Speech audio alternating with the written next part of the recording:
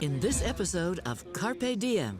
A new study says 80% of boomers plan to age in their own homes over the next 5 years.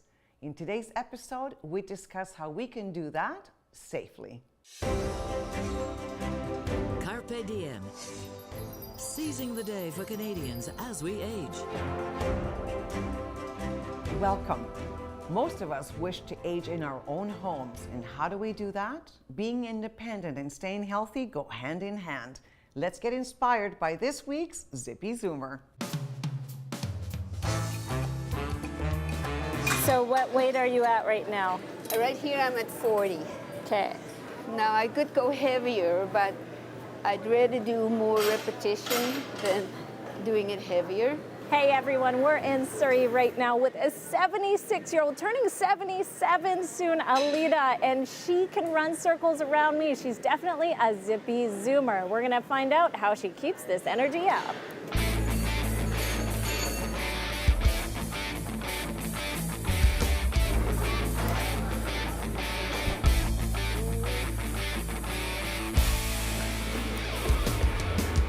Okay, I think we got the rhythm here. Yeah, we go. Obviously, you start with one leg up. 6 of these, and I'm like, time for me to take a nap here. You keep going. I'm very determined because I am swimming with people that are over 90. And I take one look at them and I think, yes, that's how I want to be. I have seen what happened to my own aunts and uncles in Holland, for instance. They were always fit because they never had a car. So they walked and they biked wherever they had to go to. And then their kids got married and older and they had a car, of course. So consequently, they didn't walk anymore, they didn't bike anymore. And I could see them getting out of shape, putting on weight, contracting illnesses that they never had before. So I know how important it is to keep active. Work with her in the gym and help her with some of the exercises. Yes, thank you. Especially some of the shoulder. She's having some shoulder issues and that. So it's good for the rotator cuff and the muscle right up here. As you can see, you're expanding, contracting the muscles. And as you get older, you kind of lose your muscles. So you have to really work at it to keep going with it. She's always open-minded and wanting to learn and improve. Yeah, well, the thing is, like I said before, you can do an exercise either wrong or right. Yes. And I want to make sure that I do them right. So if I'm in doubt, I ask. That's right. Yes. He wants to know how many medals you won. Oh, over 200. Seriously? Ribbons, certificates, one bronze. Well, forget about the bronze, right? Yeah. I've been working with her for about 8 years in the senior swim club. Is she energetic? Always. Always coming in with a smile, excited to talk to people, and ready to get active in swimming. I'm gonna do my best to keep up with Alida. In the meantime, we're gonna head back to the studio with Carmen. Next week, we'll be back with another Zippy Zoomer. Look at her go. She looks invincible, and isn't that inspirational? And Karina, that reminds me of CARP's new campaign, Stand Up Straight. Absolutely. I think it's so great that we can go out there, take responsibility for health, and start getting active. Actually, I'm going to join the gym now. We recognize there's 3 stages to seniordom. There's a go-go phase, where she is absolutely still in the go-go phase, the go-slow phase, which she's avoiding, and then the no-go phase, which is unfortunate.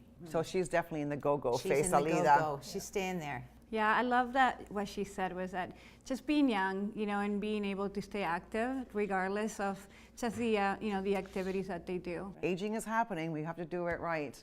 We're going to take a short break, and when we come back, we ask, why is aging at home so good for you? I really don't want others telling me how I should live, who I should see, when I should go out, when I should do whatever. I like to do whatever I want, whenever I want, and I figure at this age you've earned that right.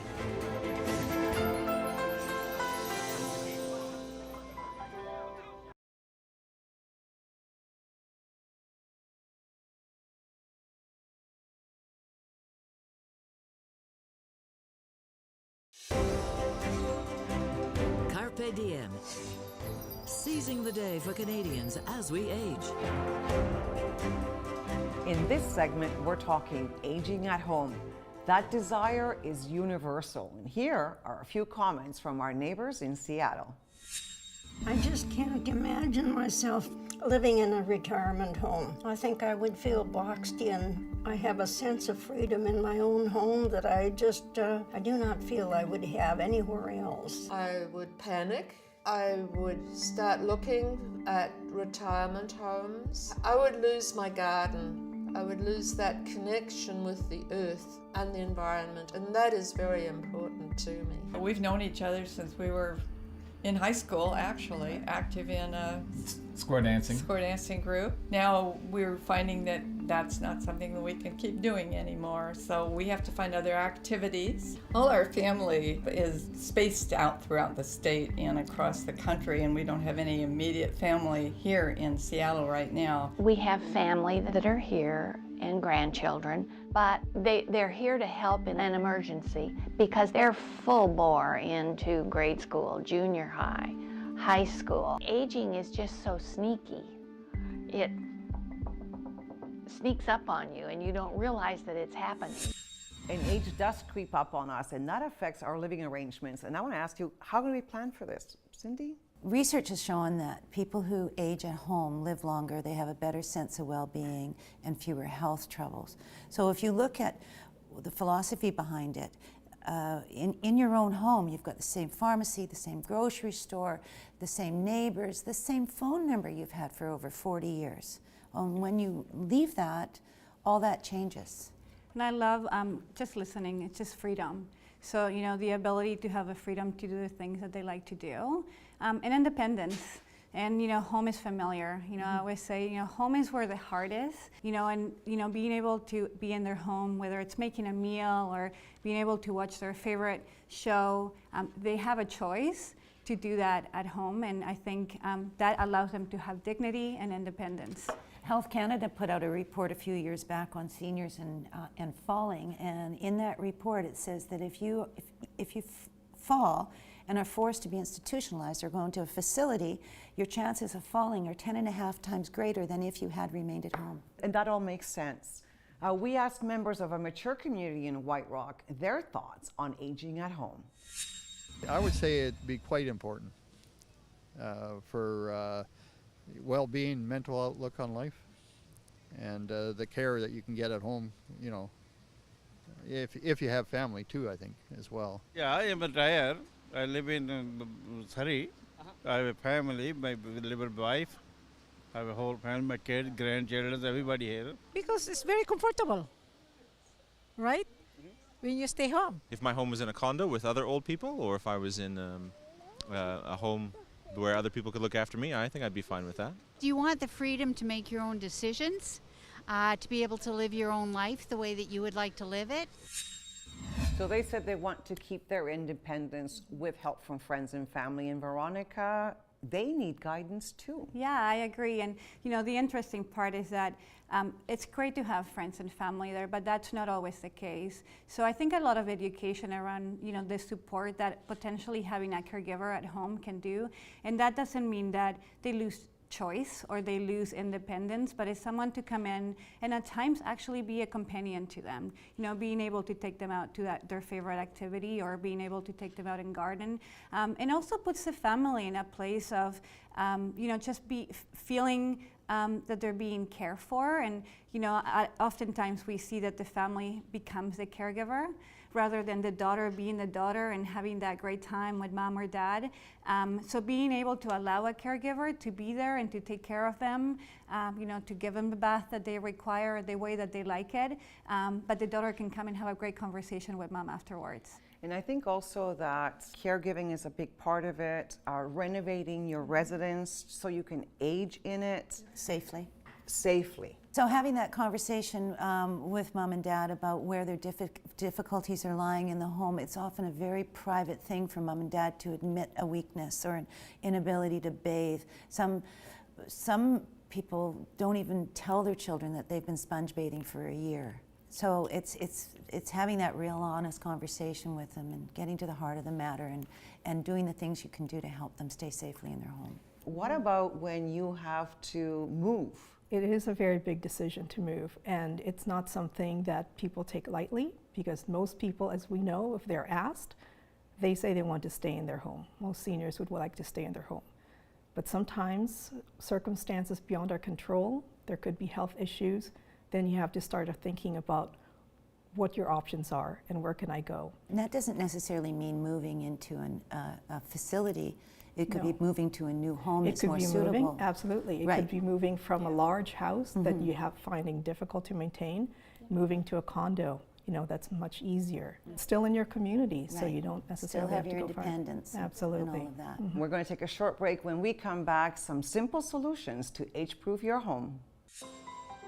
I think as I get older, I would probably want to move into a bungalow to get rid of the stairs altogether.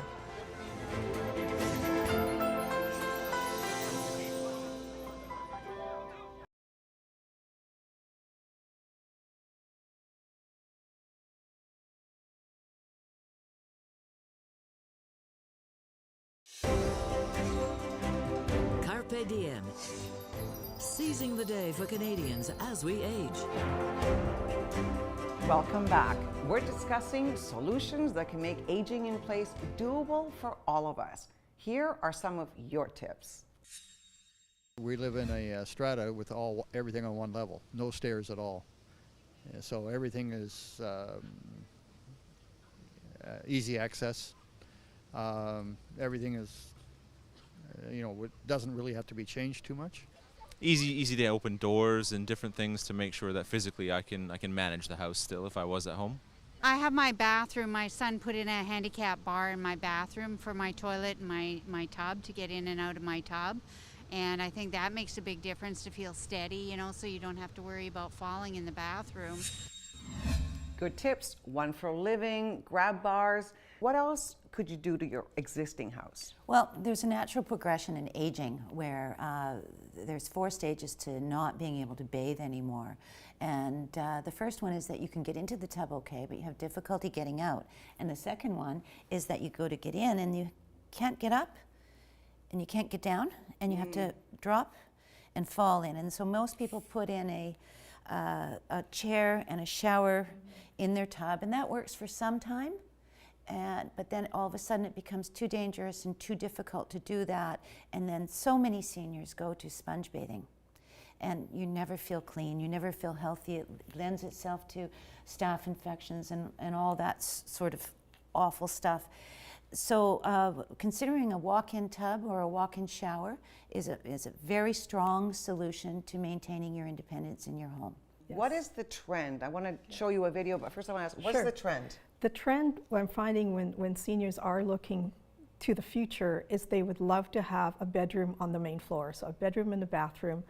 A house like that would lend itself to make it easier for them where they wouldn't have to use the stairs as much. So that's something that a lot of people would look for. But then a lot of other changes that you could do are things that are easy enough, like putting grab bars in the bathroom by your bathtub, putting handrails in the hallway just so that people could steady themselves, maintain their balance.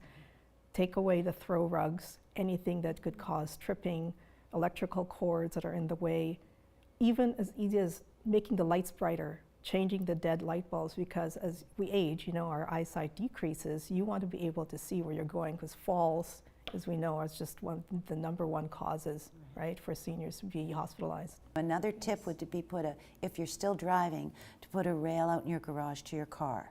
That's a very good tip too. What if you want a new home? What are developers building for us? Leah Bolton takes a look. Don't ask me about your taxes, okay? I think it's very much needed, yes, indeed. Yeah? With a number of seniors that we do have in Chilliwack, yes. You're really trying to make sure that we take care of a spectrum of housing, care, and wellness options that seniors or older adults are going to look at. So in these buildings, you're primarily dealing with housing. So we have, on this site, we have 250 independent living units. So we have similar to condo living up there. The Oasis that you're looking at is actually an amenity center. That's a 500-seat auditorium in there. How are you? You know, the accessibility is important no matter where they are. Oh, big door, good. I can get in here with my wheelchair. Provide food here for independent living, and all over the independent living, they come here for food, for coffee, breakfast, lunch. I'd like to age in a community like that. Karina, you're in the real estate business. Are there a lot of these places being built? A lot of developers are really trying to make sure that seniors, if they do want to, find a senior's residence, to be able to find a place where they can age in place. As we see that, seniors become lonely as, maybe their spouses pass away or their friends begin to pass away, there's loneliness. So to have someone to be able to interact with, that may be their only opportunity throughout that day, and we see that often. And we see that with our caregivers. They establish that relationship. They look forward to having that caregiver come into their home and engage with them. Again, it's the resistance of the older person to accept that they need the help or that they need to renovate the house in order to facilitate their aging. Yeah, there's often resistance to admitting it. It feels like a weakness. But as we're talking about the resistance, it is a relationship, and being able to establish that trust with that caregiver that can come into their home, because you are opening your doors to someone, to a stranger in your home. So one of the things that we look for is, yes, there's the skill set of a caregiver, but there's the heart. And that's when you establish that relationship and the trust, and you can see that they're looking forward to having, that caregiver come in and, spend time with them. Very important. It is a very intimate role. Absolutely. We're going to take a break and we'll be right back. But first, let's hear more about what you have to say about aging at home. I've downsized. I've got a smaller place that's easier to clean. And mostly what you've got to watch out for is just exhaustion. It's nice to be able to, I have sometimes people come in and help me clean. I have no work. Just said I have a pension. I could sit on my kid, play with children, go walk outside, watch TV, news, read papers.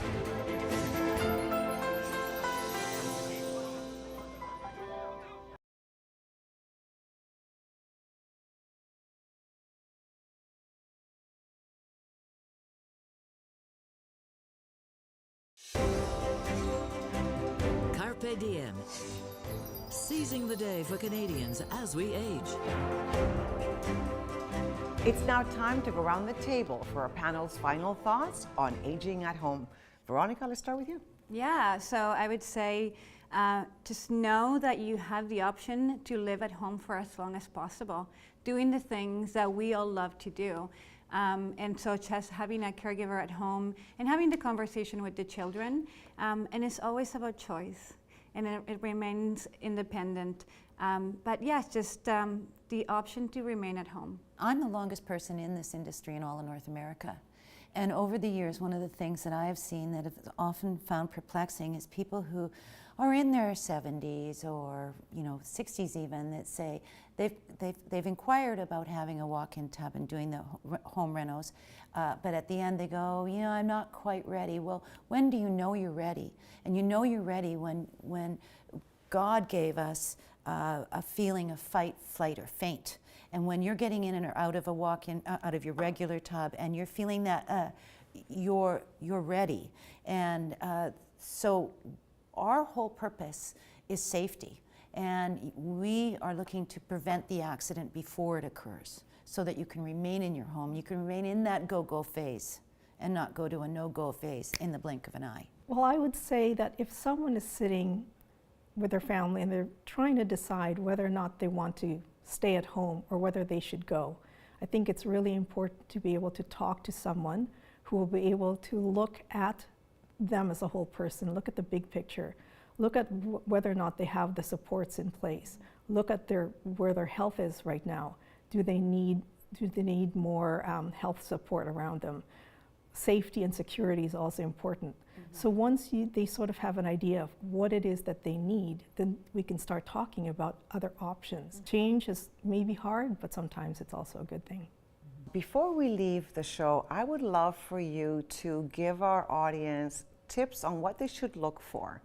How do you know when it's time to have the conversation with your parents? Well, one of the things that I recognize is that when I speak to adult children of our customers, and they often tell me that, yeah, well, Mom was talking the other day at dinner and saying, you know, I'm helping your dad in and out of the bathtub. Well, heaven forbid Dad falls on Mom and something happens to Mom. And that sort of thing. Or if you're finding that, you know, I don't mean this in a rude way, but if Mom or Dad are developing an odor, and because they're avoiding having their shower or having a bath because of safety reasons. And I'm sure you run across that all the time. We see that, and right. you know, other things are you know, just lack of activity, not being able to get out of a house and, you know, do just their daily walk or seeing their friends, not eating properly. So sometimes, you know, you go and you notice that maybe the fridge is empty or there's food that's been sitting there for a while. Just noticing. Give your mom a hug. Give them a really good hug. You can actually feel their body. You can see if they're frail. So that will give you an indication. Yeah, just looking around the home. Sometimes, you know, things that haven't been cared for. But most importantly, just seeing the way that they're feeling. Have they been out? Have they been talking to people? Yeah, have they been eating properly? Those are all important things. Basics. Basics. Really Yes. basics. I think other things to think about too, along with that, is how's their memory? Are they forgetting things? Are they forgetting their appointments? You know, are they losing things? Are they feeling like they need to call someone, you know, in the middle of the night? There's that fear that if something happens, no one will be there for them. So it's important to listen and to have that conversation and to then maybe start that conversation about what options there are.